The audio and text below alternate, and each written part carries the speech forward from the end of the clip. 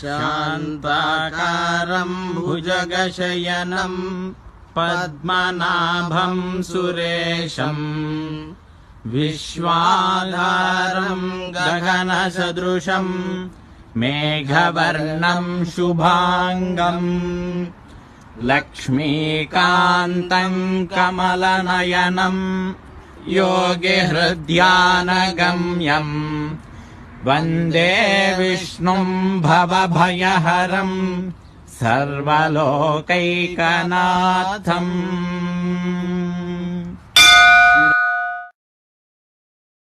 శ్రీ రంగనాథ స్వామి యొక్క దివ్య గోపుర